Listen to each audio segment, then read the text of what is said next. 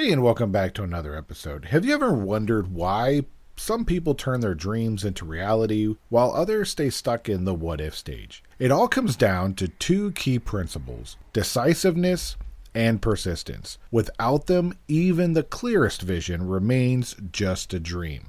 However, before we get into this, I want to give a very special shout out to team members who have shown their support for this show and during our Indiegogo campaign. I want to thank David Rosado, Jim Carlo, Chris Patton, Jonathan Elias, Lindsay Davis, Pamela Koppelman, and my parents, Mike and Robin Staten, for showing their support for the show. With your support, we have reached 6% of our total goal. So thank you very much, and I'm very humbled by your response. If you're listening and you want to know how you can help keep the show going and be a member of the team, check the description. There's a link for Indiegogo, and that will take you to our campaign page. There are only 44 days left to help, and we only have 10 books left to be claimed. And they're going to be personally signed and numbered by me. So don't miss out on your opportunity to get a book and contribute to the show and keep this show going. Again, thank you so much.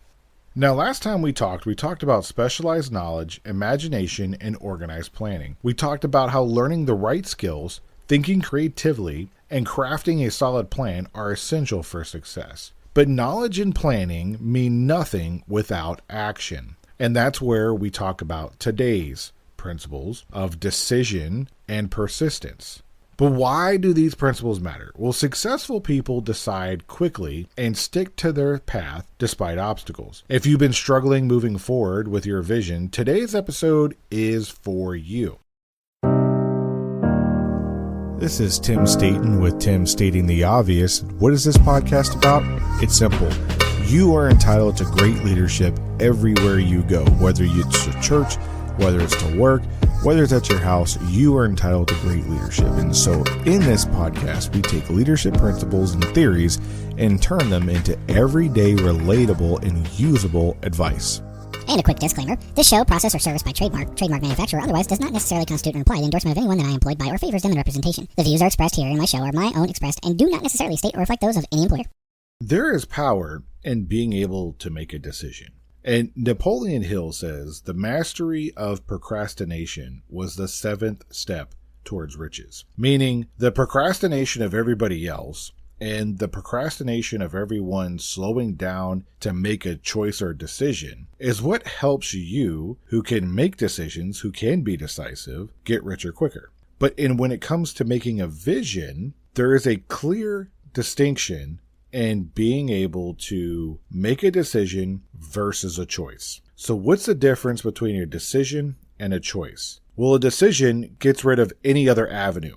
There's no wiggle room. There's no out. So if you say that you're going to buy a car, well, you're not going to buy a motorcycle. You're going to buy a car. It cuts off any other mode of transportation because you're in and you're committed to buying that car. Or if you're going to say, I'm going to go skydiving, I'm going to jump out of a plane. Once you leave that aircraft, there's no going back. There's no wiggle room out of it. When you have a choice, that's where you give yourself an illusion of a decision, but you know there's fallback plans. So in case it doesn't work out, well, then I'll just do this. Well, then I'll just do the next thing. Well, then I'll just do the next best thing. And those are all choices. Those aren't decisions. And oftentimes, no decision is a decision, and time will make a decision for you. And studies have found that successful people make quick and firm decisions. They're decisive because hesitation kills your momentum. When you're indecisive,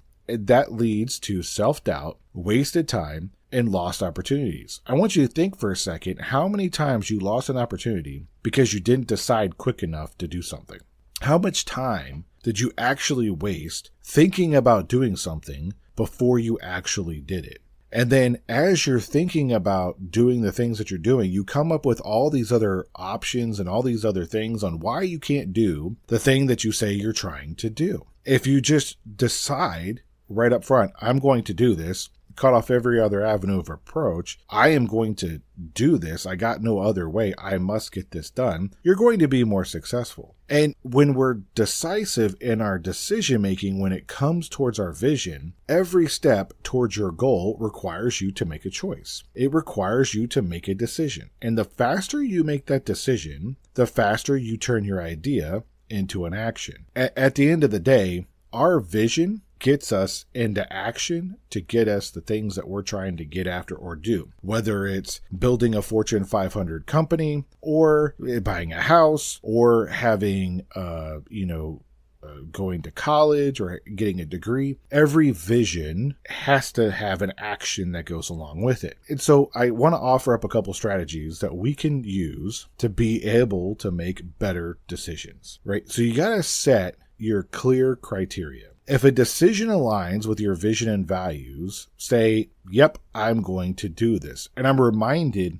of an interview that we did last year with Katya. And she was talking about how she makes decisions based on alignment with her goals and her vision. When I called her and said, hey, this is what I'm doing for the show, I would like to interview you. I like your topic. Do you mind coming and sharing with it? My goal is to build better leaders in the world, and I think you have a lot to offer, and I would like to share that with people who listen to the show. She instantly said yes, because it was in alignment with her business and what she does, which is building better female entrepreneurs. So it was in alignment. So she didn't have to think about, well, is this a good choice for me? Is this a good fit for me? She goes, it's in alignment with what I'm doing. The answer is yes. If the alignment is not with what I'm doing, the answer is no. Really simple to make that decision, because they already set a clear set criteria of, if it is in alignment, the answer is yes. If it's not, it's no. Then you can also use the 5-second rule. Before you even talk or give an answer, count to 5 backwards. So 5, 4, 3, 2, 1, and then decide. If you overthink it, it's going to stall your progress. And I have fallen victim to this all the time of, well, maybe it could be this, or maybe it could be that, when really it just needed a more quicker answer. And sometimes I've lost opportunities because I took too long to respond back. You also need to limit your options, right? Because when we think that we're making a decision, we're really giving ourselves choices. And we talked about that just a few seconds ago. Well, limit your options.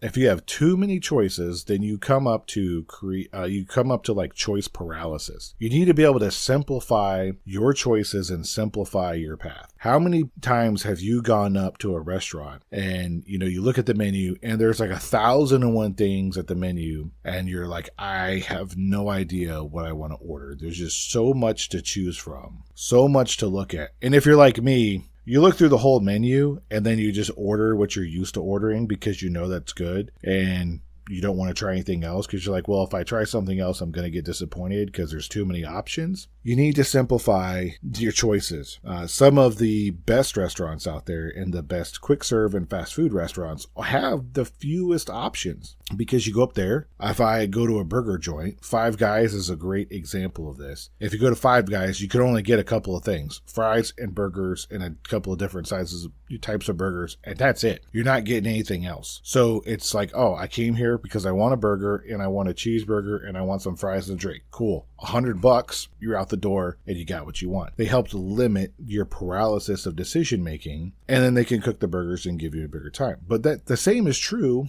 when it comes up to your vision and how you make visions for yourself. Limit your options. Be decisive and keep your path simple. So if you can, think of one decision that you've been avoiding and then commit to make that decision today. Go, you know what? I've been holding this off. I'm going to make this decision today. Let me know what that decision was and how long you were, holding off on making it, and how it turned out. I'm really interested in that. So in this next segment, we're going to be talking about our second principle, which is persistence and achieving your vision.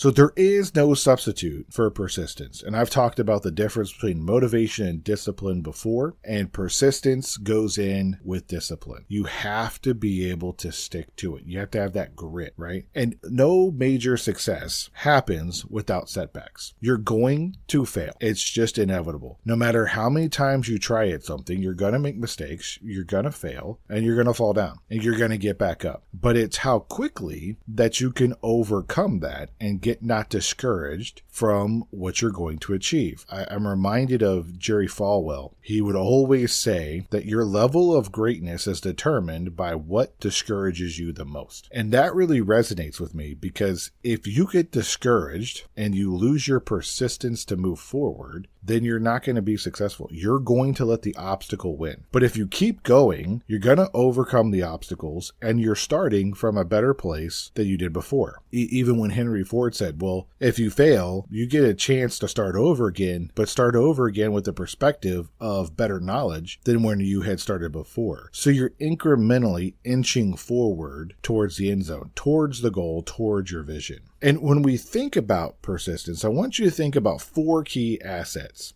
to it. I want you to think about, what is your clear purpose? You have to know why you're doing what you're doing. You need to have a definite plan. Even a rough plan beats no plan at all. Block out negativity. You need to be able to ignore naysayers, people who are going to tell you, you can't do this is going to take too much time, you're never going to be successful, you're never going to do this, you lack this, you don't have this, you don't have that, whatever that is. Block out that negativity, block out those naysayers. And then you need to have a support system. Surround yourself with like-minded people who are going to support you in your vision, your goals, to help you all succeed forward, to help you all get to where you're going successfully. So when we talk about persistence, we talk about those 4 key areas, but how do we actually get into the practice of building persistence? Well, I would offer up that you need to break your vision into smaller steps. Focus on daily progress. You've probably heard me say this before. I'm going to say it again and again. If you're not doing 3 things every day that build to your weekly 3 goals, to build to your